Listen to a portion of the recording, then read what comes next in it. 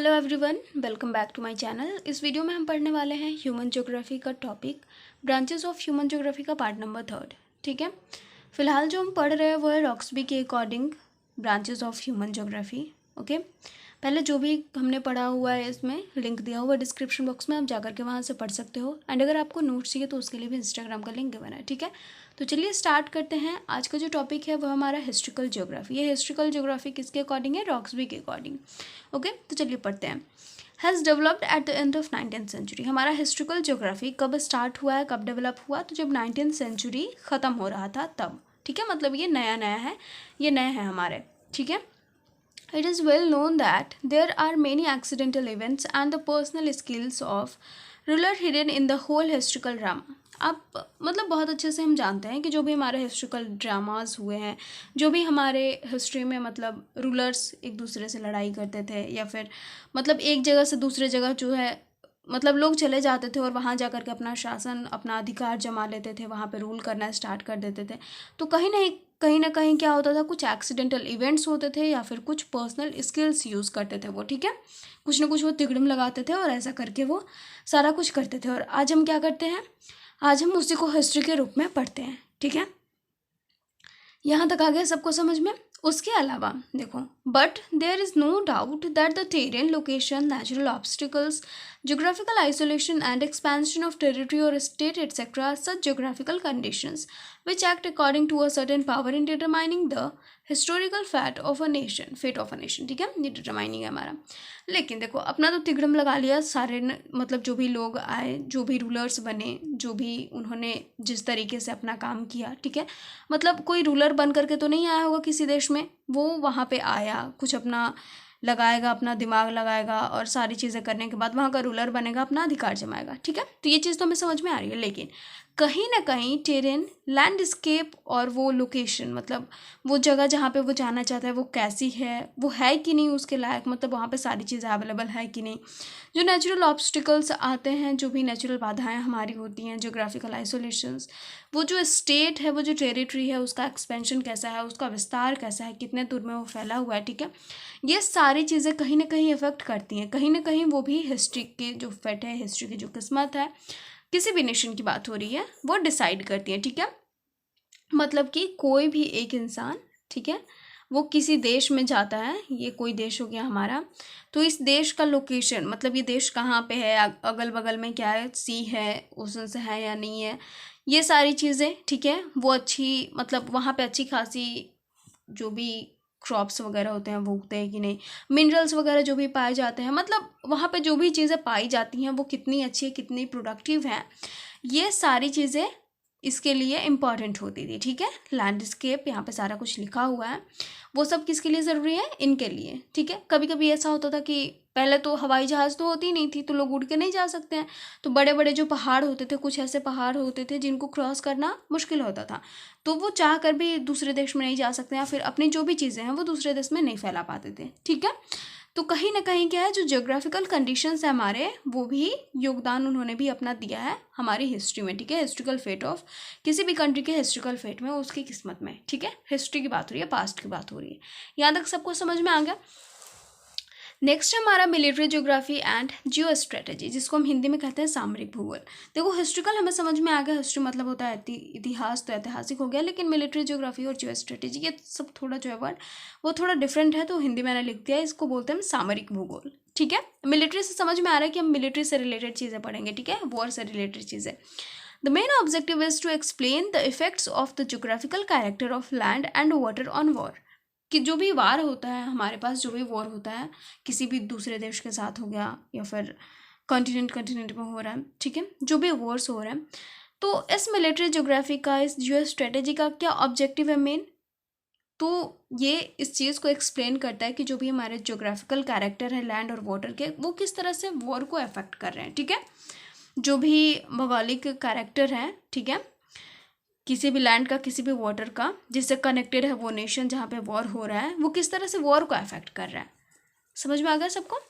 Next हमारा, the study of military geography has been properly expanded only by the chiefs of the armies and the heroes of navy, and it is through their efforts that its right area has been created. अब जब military geography की बात हो रही है तो normal इंसान वहाँ जा कर के तो ये नहीं देखेगा कि किस तरह से जो है वॉर चल रहा है, किस तरह से सारी चीज़ें चल रही हैं, किस तरह से जो है हमारा सी जो है ओशन हेल्प कर रहा है, लैंडस्केप हेल्प कर रहा है। ये सारी चीज़ें नॉर्मल इंसान तो जा कर के देखेगा नहीं और नोट करेगा नहीं। तो जाहिर सी बात है कि इसको कौन बताएगा, कौन अच्छे से इसको एक्सप्लेन कर सकता है? जो मिलिट्री में जो भी हमारे चीफ होते हैं, आर्मी के चीफ हो गए, ठीक है, मुख्य सदस्य, जो हमारे नेवी के हीरोज़ हो गए, जो भी हो गए हमारे, ठीक है, वो लोग क्या करेंगे, मतलब जो मुख्य होते हैं, जो चीफ होते हैं, मेन इंपॉर्टेंट जो कैरेक्टर होता है, वो लोग उन्होंने क्या करा है, इसको प्रॉपरली एक्सप्लेन करा है, ठीक है, हर एक चीज़ को। एंड उन्हीं के एफर्ट से क्या हुआ है, आज इसका राइट एरिया क्रिएट हो गया। नहीं तो फिर नॉर्मल इंसान कुछ भी बता सकता है इसके बारे में, जिसने देखा नहीं हो या फिर थोड़ा बहुत जो देखेगा वो इसका राइट एरिया नहीं बता सकता, जो सही इसका फील्ड है उसको नहीं एक्सप्लेन कर सकता है। लेकिन जो लोग यहाँ पे रहे हैं, जो लोग जिन लोगों ने इसका सामना किया है, ठीक है, देखा है, वो लोग अच्छे से एक्सप्लेन कर सकते हैं। तो इसका सारा क्रेडिट किसको जाता है? जो चीफ ऑफ आर्मी है, जो चीफ ऑफ नेवी है, उन लोगों को, ठीक है। नेक्स्ट हमारा जियो स्ट्रेटेजी, इसी का है। मिलिट्री ज्योग्राफी हो गया हमारा कंप्लीट, और दूसरा क्या है? जियो स्ट्रेटेजी। ये इसी का पार्ट है। हम बोल सकते हैं कि is a new child of military geography, एक न्यू बॉर्न बेबी है, ठीक है, किसका? मिलिट्री ज्योग्राफी का पार्ट इसी का है। It originated during last world war, जब हमारा लास्ट वर्ल्ड वॉर हो रहा था तब ये ऑरिजिनेट हुआ है। But in its scope and broad outlook it is more than military geography. लेकिन हम बात करें, है तो ये नया नया, लेकिन जो भी चीज़ें हैं, इसका जो भी क्षेत्र है, जिस तरह से ये सारी चीज़ों को एक्सप्लेन करता है, वो किससे ज़्यादा है? मिलिट्री ज्योग्राफी से भी ज़्यादा है, ठीक है। नेक्स्ट हमारा क्या देखते हैं?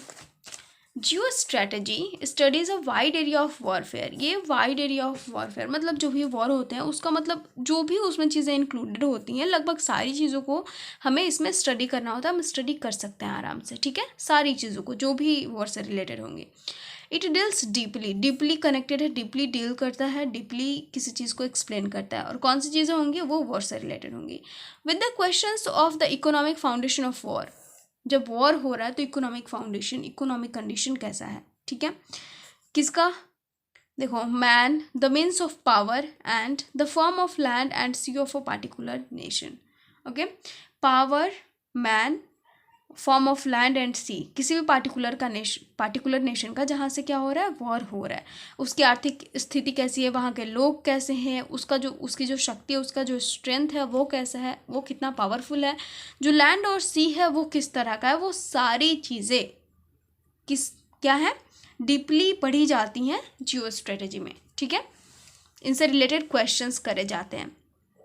हैल्फोर्ड मैकिंडर, इनको क्या कहा जाता है? Is regarded as one of the founding fathers of geostrategy. Founding father of geostrategy मतलब जियो स्ट्रेटेजी को ढूंढने वाले जो भी लोग हैं उनमें से ये भी एक है, उसके संस्थापक में से, ठीक है। नेक्स्ट हमारा रेशियल ज्योग्राफी और इथनोलॉजी, प्रजातीय भूगोल, ठीक है। इनमें हम देखते हैं, in this a detailed analysis is done from the development of mankind to its culture and civilisation. हम इसमें क्या पढ़ते हैं? किस चीज़ के बारे में एनालाइज करते हैं? तो जो मैनकाइंड का डेवलपमेंट है, मतलब डेवलपमेंट से लेकर के उसके कल्चर और सिविलाइजेशन तक, ठीक है, उसकी सांस्कृतिक चीज़ें जो हैं, उसकी संस्कृति, उसका सिविलाइजेशन, वो सारी चीज़ें हम इसमें कवर करते हैं, ठीक है। इसके 2 पार्ट्स कंसिडर करे गए हैं। फर्स्ट पार्ट में देखो हम क्या पढ़ते हैं? Differences of species, if species में क्या डिफरेंसेस हैं, ठीक है, डिफरेंट टाइप्स ऑफ स्पेसीज पाए जाते हैं। डेवलपमेंट ऑफ ह्यूमन बींग्स हम इसमें पढ़ते हैं। Differences in physical structure and the effect of environment on the animal are included. इसमें क्या होता है? जो फिजिकल स्ट्रक्चर का जो डिफरेंस है, ठीक है, जो हमारा इन्वायरमेंट है उसका, और जो इन्वायरमेंट का हमारा इफेक्ट पड़ रहा है हमारे एनिमल्स पे, उन सब का डिफरेंसेस वगैरह हम इसमें स्टडी करते हैं, ठीक है। इसको हम क्या कहते हैं? फिजिकल एंथ्रोपोलॉजी भी कहते हैं। जो सेकंड पार्ट है वो किस चीज़ के साथ डील करता है, क्या चीज़ हम इसमें पढ़ते हैं? तो इसमें हम ह्यूमन कल्चर के बारे में पढ़ते हैं, कल्चर के बारे में, ठीक है। इसमें हम सिर्फ उसके बारे में पढ़ रहे थे, कल्चर इसमें नहीं आता, लेकिन इसमें कल्चर आता है। कल्चर में क्या आता है? Include customs, social organisation, economic and political system, science, art, religion, beliefs, traditions, morality, tools, equipments etcetera. ये सारी चीज़ें किस में आती हैं? हमारे कल्चरल जियोग्राफी में। मतलब इसको हम क्या कहते हैं? कल्चरल एंथ्रोपोलॉजी कहते हैं, ठीक है। सेकंड पार्ट को याद हो गया? रेशियल जियोग्राफी या फिर इथनोलॉजी को 2 पार्ट्स में कंसीडर करा गया है। पहला पार्ट को हम कहते हैं फिजिकल एंथ्रोपोलॉजी और दूसरे पार्ट को कल्चरल एंथ्रोपोलॉजी। दोनों को यहाँ पे एक्सप्लेन करते हैं क्या है कि किस में हम क्या पढ़ते हैं। अब ये तो था हमारे रॉक्सबी के अकॉर्डिंग हमने जो भी पढ़ा था, ठीक है। रॉक्सबी ने जिस तरह से डिस्क्राइब करा था, एक्सप्लेन करा था, वो हमने कवर कर लिया। अब हमारा पॉइंट ऑफ व्यू हम देखेंगे। अब हमने तो इसको नहीं दिया है, ठीक है, हम अभी पढ़ ही रहे हैं, हम लोगों ने नहीं दिया है, बट जो भी न्यू ज्योग्राफर्स थे जिन्होंने बताया कि हाँ हम सब ये इसको मान करके चल सकते हैं, इसको हम पढ़ सकते हैं नॉर्मली, ठीक है, सबकी जिसमें सहमति हो गई सारे ज्योग्राफर्स की। तो माना गया पहला सेटलमेंट ज्योग्राफी। इसमें सेटलमेंट से समझ में आ रहा है कि टाइप्स ऑफ हाउसेस पढ़ेंगे हम, सेटलमेंट्स के टाइप्स पढ़ेंगे, temples, mosques, factories, warehouses, farm, cities, places of entertainments etcetera. ये सब हम पढ़ते हैं किसमें, सेटलमेंट ज्योग्राफी में, ठीक है। आगे हमारे पास है पॉपुलेशन ज्योग्राफी। इसमें पॉपुलेशन के बारे में पढ़ेंगे। The main element related to economic and other branches of human geography. Economic से रिलेटेड और जो भी अदर ब्रांचेस हैं ह्यूमन ज्योग्राफी से, क्योंकि सारे ह्यूमन ज्योग्राफी के जो भी ब्रांचेस है वो पॉपुलेशन से तो रिलेटेड होंगे, ह्यूमन बींग से रिलेटेड होंगे, तो उनको हम भी क्या करते हैं, पॉपुलेशन ज्योग्राफी में स्टडी करते हैं। Study of human distribution, spread, growth, habitat and density of population. देखो पॉपुलेशन ज्योग्राफी से जो सेटलमेंट हमने पढ़ा था ह्यूमन ज्योग्राफी में, पॉपुलेशन का चैप्टर भी पढ़ा था, तो सब वही चीज़ें आती हैं इसमें, ठीक है। पॉपुलेशन से रिलेटेड चीज़ें, वो किस तरह से ग्रोथ कर रही हैं, कितने मतलब बॉयज़ हैं, कितने गर्ल्स हैं, कितनी डेंसिटी है, कैसे डिस्ट्रीब्यूट हुआ है, वो सारी चीज़ें, ठीक है। नेक्स्ट हमारा है सोशल ज्योग्राफी। अब सोसाइटी से रिलेटेड चीज़ें हम इसमें पढ़ेंगे। It studies how human social system and it's social problems affect agricultural, urban and industrial landscape. इसमें पढ़ेंगे कि किस तरह से जो ह्यूमन का सोशल सिस्टम है, ह्यूमन बीइंग का जो समाज है और उसका जो इफेक्ट है, मतलब उसके जो प्रॉब्लम्स है, किसी भी समाज, हमारा जो भी समाज है उसके जो भी प्रॉब्लम्स है वो किस तरह से हमारे एग्रीकल्चर को, अर्बन एरिया को और इंडस्ट्रियल लैंडस्केप को प्रभावित कर रही है, उसको हम स्टडी करते हैं, ठीक है। ट्रांसपोर्टेशन में हम क्या पढ़ेंगे, ट्रांसपोर्ट के बारे में पढ़ेंगे, चाहे वो ह्यूमन का हो या फिर गुड्स का हो, ठीक है। उसके पैटर्न को पढ़ेंगे, किस तरह से ट्रांसपोर्टेशन होता है, मीन्स ऑफ कैरिंग गुड्स, किस तरह से गुड्स कैरी करे जाते हैं, and the relationship between productive areas and market. जो हमारे प्रोडक्टिव एरियाज हैं और जो मार्केट के बीच में किस तरह का रिलेशनशिप है उसको भी पढ़ते हैं, क्योंकि उन दोनों के बीच में क्या है, ट्रांसपोर्टेशन का काम होते रहता है, ठीक है। नेक्स्ट है पॉलिटिकल ज्योग्राफी। पॉलिटिकल ज्योग्राफी में क्या पढ़ते हैं, पॉलिटिक्स से रिलेटेड चीज़ें होंगी। Activities and relations of individual, किसी भी इंडिविजुअल की जो एक्टिविटी होती है उसका जो रिलेशन होता है, एंड सोसाइटी की भी, ठीक है, सिर्फ इंडिविजुअल की नहीं, सोसाइटी की और नेशन की एक्टिविटी और relation are analysed is the background of physical environment, ठीक है। जो हमारा फिजिकल इन्वायरमेंट है उसके पृष्ठभूमि में हम बोल सकते हैं, उसका जो पन्ना है, ठीक है, उसमें ही हम उसके साथ क्या रिलेशन किसी भी इंडिविजुअल का, सोसाइटी का, नेशन का, वो सब पढ़ते हैं, ठीक है, उसकी गतिविधियों को पढ़ते हैं। आगे हमारे पास नेक्स्ट क्या है, हिस्ट्रिकल ज्योग्राफी। हिस्ट्री समझ में आ रहा है सबको। Under this the economic activities of the present and past of human life are described. इसमें क्या पढ़ते हैं हम, जो इकोनॉमिक एक्टिविटी हो रही है अभी प्रेजेंट ह्यूमन लाइफ में बोल सकते हैं, या फिर जो पास्ट में हुई, उन सबको डिस्क्राइब करा जाता है इसमें। और इसकी जब हम स्टडी करते हैं तो आज के जो करेंट्स प्रॉब्लम है उनको भी समझने में बहुत आसानी होती है, ठीक है। नेक्स्ट है हमारा economic geography. It studied that how man fulfills his needs by establishing harmony with his environment through economic activities। इसमें क्या पढ़ते हैं कि किस तरह से कोई भी ह्यूमन बींग अपने जो भी उसके नीड्स होते हैं उसको फुलफिल करता है, अपने इन्वायरमेंट के साथ थोड़ा सा मतलब अच्छे से बिहेव करके, ये बोल सकते हैं हम, ठीक है, थ्रू इकोनॉमिक एक्टिविटीज़, अपनी इकोनॉमिक एक्टिविटीज़ के थ्रू।